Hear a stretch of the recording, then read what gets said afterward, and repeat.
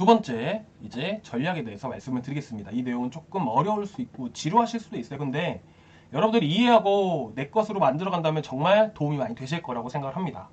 일단 단기적으로 봤을 때 달러 인덱스 흐름을 필수적으로 보셔야 됩니다. 이 달러 강세장이 나오게 되면 자, 이 나오는 이유 자체가 첫 번째로 뭐라고 말씀드렸었죠? 자, 달러 강세다. 그러면 달러가 상승을 한다는 건 달러 수요가 높아지고 있다라는 부분들입니다. 달러 수요가 높아지고 있는 이유 중에 또 가장 큰 부분은 수요가 올라간다는 것 자체가 어떻게 보면 경제적으로 불확실성에 해당되는 부분들이어서 미국 시장으로 달러를 매수하는 매수 자금들이 늘어나고 있다는 부분들입니다. 그래서 달러가 강세를 보일 때, 달러 인덱스가 상승할 때면 미국 증시, 위험자산 시장 자체가 무너지지만 않는다면 비트코인으로만 자금이 쏠리는 경우가 만들어집니다. 그래서 최근에 급등할 때 보게 되면, 자, 오늘을 제외하고 급등할 때 보게 되면요, 비트코인으로만 자금이 많이 쏠립니다. 비트코인만 상승하는 흐름들이 나온다라는 부분들이에요. 그 이유가 바로 방금 말씀드린 이유가 되는 것이고요. 자, 그리고 지금 트럼프 당선이 확실시되면서 달러 인덱스가 상승했죠.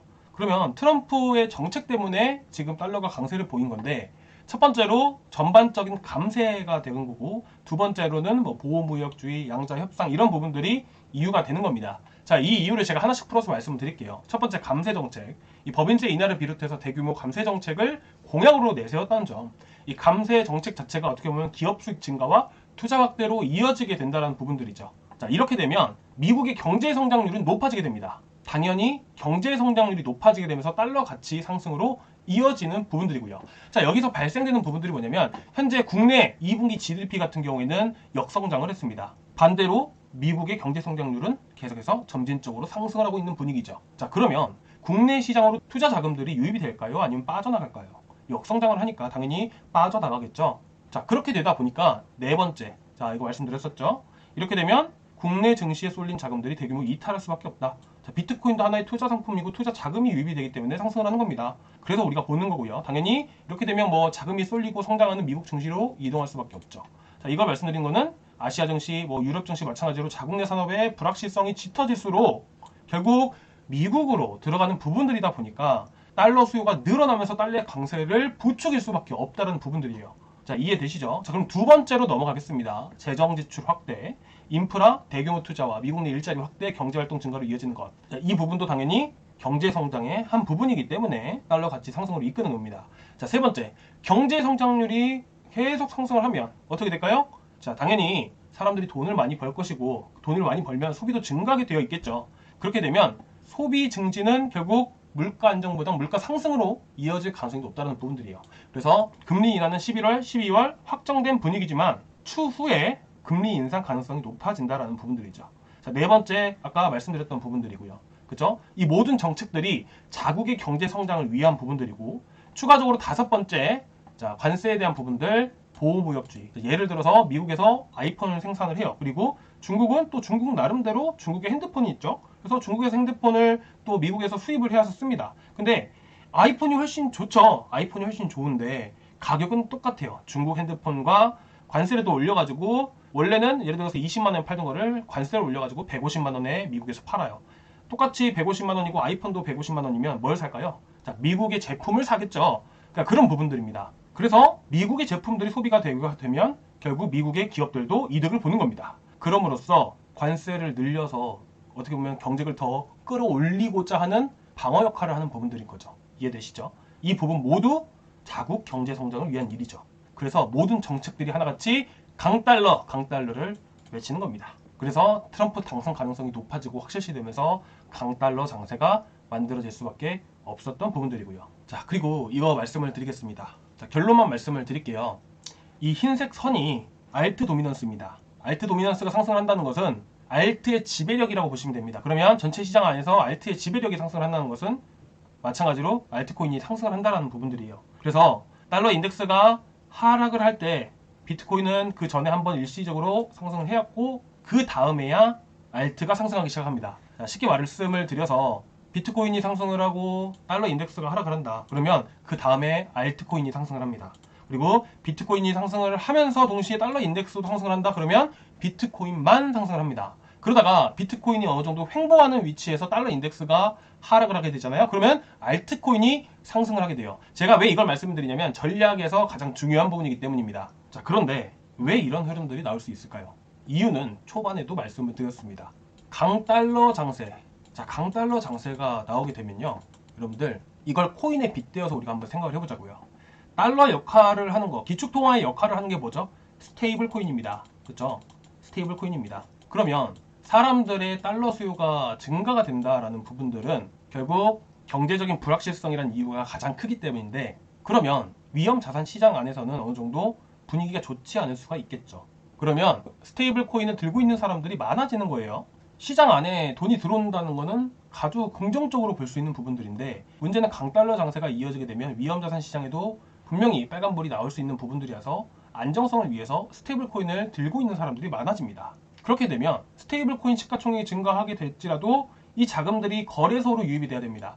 자, 스테이블 코인을 들고 있는 사람들이 많아진다는 것은 매수 대기 자금이 늘어난다는 부분들이에요. 근데 반대로 이걸 계속해서 들고 있게 되면 알트코인에는 아무도 도움이 안 됩니다. 그래서 강달러가 지속되면 스테이블 코인을 들고 있는 사람들이 많아지고 스마트 머니들도 스테이블 코인을 계속해서 들고 있습니다. 어떻게 보면 현금 보유만 한다라는 부분들이죠. 그래서 비트만 움직이고 알트들은 거의 움직이지 않는다라는 부분들이에요. 반대로 달러가 약세로 돌아섰다라고 가정을 해봅시다. 그러면 들고 있으면 들고 있을수록 반대로 코인의 가치, 알트코인의 가치가 올라가기 때문에 오히려 들고 있는 게 손해입니다. 그래서 달러 인덱스가 하락을 할 때 스테이블 코인의 물량도 거래소로 유입이 되면서 알트가 상승을 하는 부분들이죠. 자, 이해되시나요? 이거 어려우실 수밖에 없어요. 근데 이거는 제가 한 번 말해서는 안 될 것 같고 매일매일 웬만하면 계속해서 말씀을 드리겠습니다. 그래야 계속 듣고 반복해서 여러 번 들어봐야 이게 무슨 말인지 그제서야 하나씩 알 수 있습니다. 100% 이해한다면 그건 천재입니다. 근데 대부분은 저도 마찬가지예요. 처음에 공부하고 할 때 이게 무슨 말인가 모르지만 계속 겪고 경험해보고 이걸 통해서 수익도 내보고 전략을 세워서 또 잘 해보고 하다 보면 어느샌가 이해를 다 하고 있더라고요. 그래서 계속해서 말씀을 반복해서 드릴게요. 그래서 일단은 달러 인덱스가 앞으로 더 상승을 할 것인가 조정이 나올 것인가 이게 가장 중요하죠. 근데 달러 인덱스 자체가 통화 환율에 따라서 움직이는 부분들이어서 결국에는 달러 강세가 계속해서 지속될 가능성이 있는지를 우리가 단기적으로라도 체크를 해야 됩니다. 근데 금요일날 한국 시간으로 새벽 3시에 뭐가 있죠? FOMC 금리 결정이 있습니다. 자, 이거는요, 어떻게 보면 미국이 금리 인하를 함으로써 자금을 푼다라는 부분들이기 때문에 사실상 달러 인덱스가 하락할 수밖에 없는 부분들입니다. 그래서 일단은 현재 금리 인하 가능성이 97%고요. 12월에도 금리 인하 예정되어 있죠. 근데 이거는 언제든지 또 바뀔 수가 있기 때문에 그때 가서 다시 생각을 해보자고요. 일단은 현 위치에서 중요한 부분들이 뭐냐면 보시다시피 이 노란색 선처럼 움직였을 때, 그리고 두 번째로는 흰색 선까지 조정 주고 다시 움직였을 때, 반대로 또 하락을 했을 때, 이 세 가지로 우리가 나눠서 생각을 해볼 수가 있습니다. 근데 일단은 첫 번째보다는 두 번째 확률이 가장 높다라고 생각합니다. 그래서 이 두 번째 확률에 대해서 오늘 영상 좀 길어지니까 이것만 먼저 말씀을 드리고 마무리하겠습니다.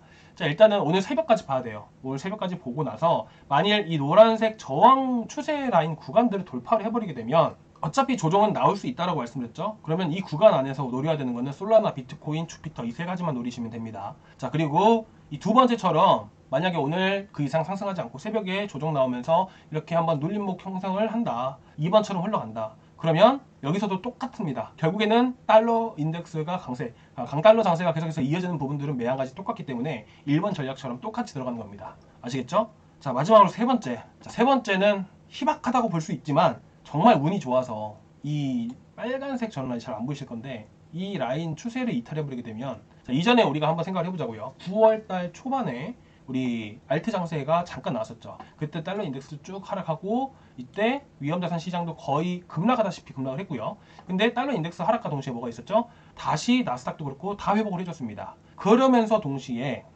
이 구간, 자, 상승하기 직전까지 알트들이 급등을 했습니다. 그리고 상승하고 나서 알트가 하락하기 시작을 했고요. 자, 마찬가지로 세 번째 구간마저 이탈을 한다. 그러면 이거는 먼저 위험자산 시장 나스닥이라든지 미국 증시 S&P 500이라든지 비트코인도 마찬가지로 조정이 안 나온다. 떨어지는데도 불구하고 조정이 나오지 않는다. 자, 그런다면 이거는 무조건 알트장 나올 수밖에 없습니다. 이렇게 이탈하고 하락 나오는 이 순간에 알트장 나온다는 거예요. 아시겠죠?